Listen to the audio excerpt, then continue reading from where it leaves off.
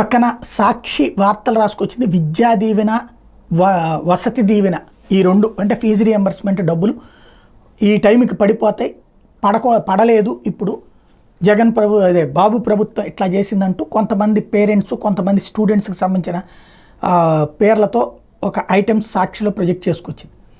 అసలు సీన్ ఏంటి అంటే, సరే అది పడలేదు, సేమ్ టైం అసలు తన హయాంలో బకాయి పడ్డారు జగన్మోహన్ రెడ్డి అన్నది నిన్న లోకేష్ గారి సమీక్షలో తేలింది. రాష్ట్ర వ్యాప్తంగా 6 లక్షల మంది విద్యార్థుల సర్టిఫికెట్లు కళాశాలల్లో నిలిచిపోయినాయి. ఎందుకయ్యా అంటే, విద్యా దీవెన, వసతి దీవెన కింద వైఎస్ఆర్ కాంగ్రెస్ పార్టీ ప్రభుత్వం 3,480 కోట్ల రూపాయలు బకాయిలు పెట్టింది.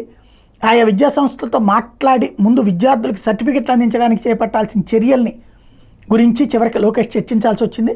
హయ్యర్ ఎడ్యుకేషన్ కార్యదర్శి సౌరభ్ గౌర్, ఇంటర్మీడియట్ విద్యా కమిషనర్ పోలా భాస్కర్, ఉన్నత విద్యామండలి chairman K Rammohan Rao, AP higher education regulatory and monitoring commission secretary Suryachandra Rao వాళ్ళందరినీ కూర్చోబెట్టి మాట్లాడి లెక్క తేల్చి ముందు ఆ డబ్బులు ఇవ్వమని చెప్పారు.